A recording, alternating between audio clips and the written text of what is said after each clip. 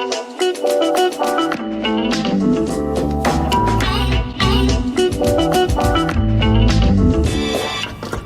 is up, guys? Welcome back to the videos. If you guys are new, my name's Mike. First of all, the hat's back and the Evo is finally getting a new intake. I got this one secondhand. It's the InGen intake. This kit is supposed to come with like the upper intercooler piping, but since I have my blow-off valve already mounted on mine, I didn't really need it, and the guy parted out his intake. Also comes with a decently new air filter. You guys can check that out. It's decently new. And it also came with a heat shield, which is over there. I am just painting it because it was a little bit rough. I don't know, personally I like buying things secondhand. Not only do you save a little bit of money, but you get to work with it. I kind of get this feeling of like restoring something that it isn't perfect and making it perfect again. I don't know, it gives me a good sense of fulfillment once it's all done. I am debating on painting this pipe and my upper intercooler pipe and maybe my blow-off valve white. I'm not 100% sure yet. I just might leave it for now. I'm not 100% sure, but it isn't too bad. It is a little scratched up, but isn't too bad. I can probably buff that out or just clean it up a bit, and apparently you get a really good sound out of this. I know most intakes more or less gives you the same amount of horsepower once tuned, but I'm not really going for a power build with this Evo. I'm making a show car, and I've always felt that with Ariana, when I open the hood, the stock intake just is an eyesore because it's the only thing that's kind of stock in the engine, from what you can see at least. So I found this intake and I made a move on it. Hopefully we get some pretty sweet induction noises in Ariana. As of yet, I haven't exactly lowered the rear. I've driven around a couple times, but I'm happy with how the fronts look. The rears I feel like is a little bit high. I might do it later today, but it's not too bad though. It's not too bad. Alright, so I was just working on my car and two people spawned here today. We got Tanner and Jumba. Kevin, gonna help me remove my intake. Heard it's pretty simple from what I know. Pretty straightforward, honestly.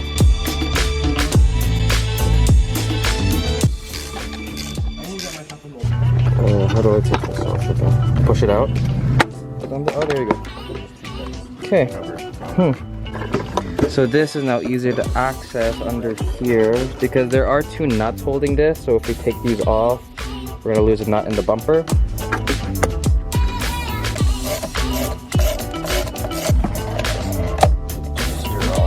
Okay.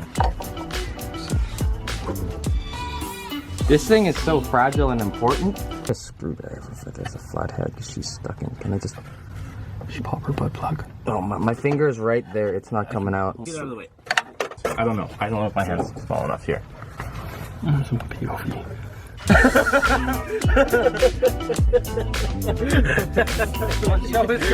Okay, so there's one little hose here. It's kind of right behind this one.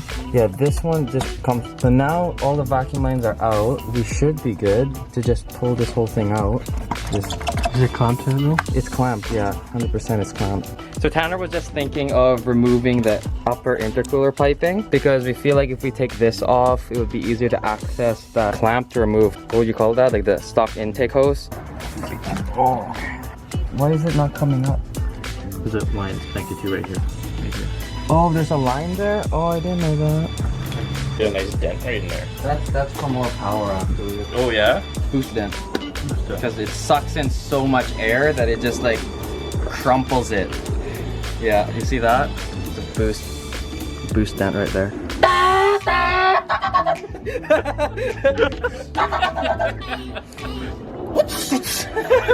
It's coming, it's coming.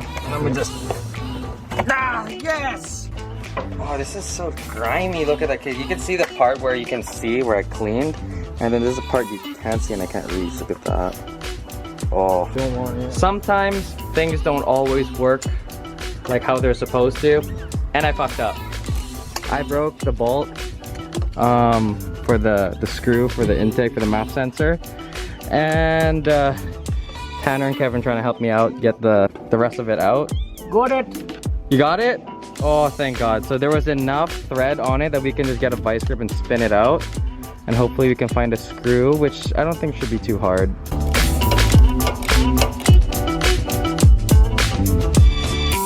Alright guys, so update, it's like almost midnight. It's 11. What? It's 11 o'clock. But we figured it out. In our defense, there was a lot of things that went wrong. We had to drill out the bracket. We had no screws. The hose didn't fit. We had to buy a lot of things. We had to go out, go back, go to our homie's place.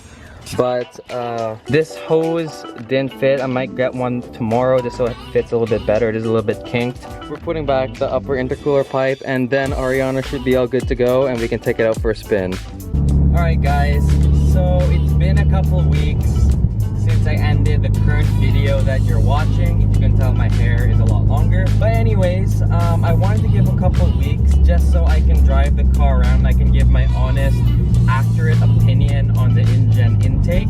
For the time that I've driven it around for about maybe 2 weeks, 3 weeks. And after driving it around and reading some of the forums on Evo 10s online, lots of people are telling me or you guys who are reading the forums to not install an intake on your Evo 10 without a tune. I've been running this intake for about 2-3 weeks and my car has only run more efficient and better.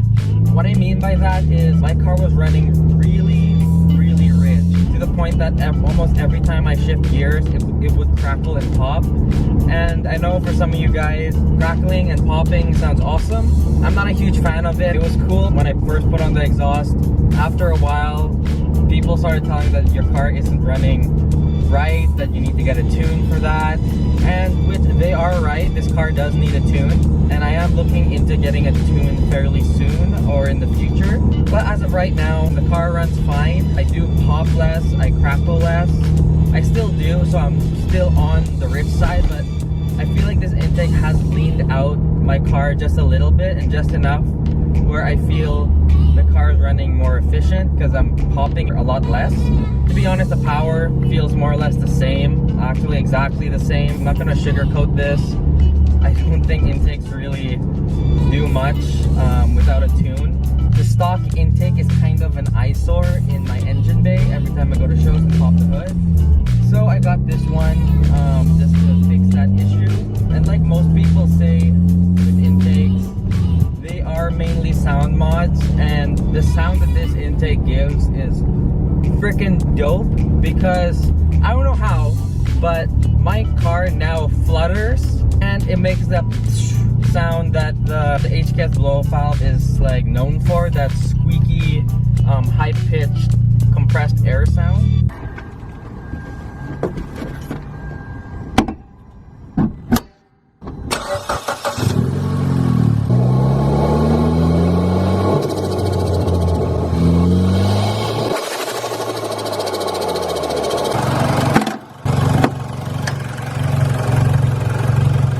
Sketchiest thing I've ever done to this camera. Hopefully you guys heard a little bit of the flutter.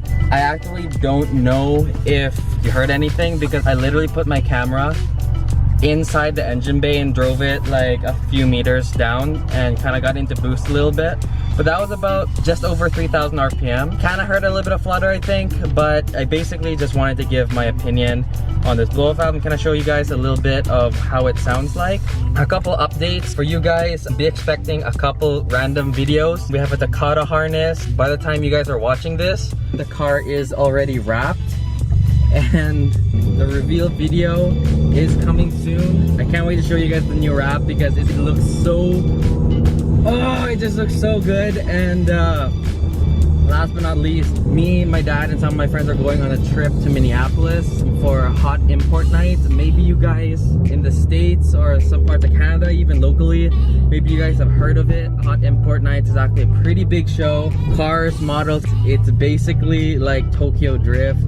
There might be a drift comp, I'm not too sure, I've never been, but I heard it's a must-go show for car guys, especially import car guys. There's so many cool things, I can't wait to show you guys. And also I have merch, link is right after the video or down below in the description box. If you guys want to support the channel, that'd be really cool. But I'm gonna have to end it here. I hope you guys enjoyed the video. If you did, remember to leave a like, subscribe, and join the Anti-Prairie Society. Peace out and make it happen.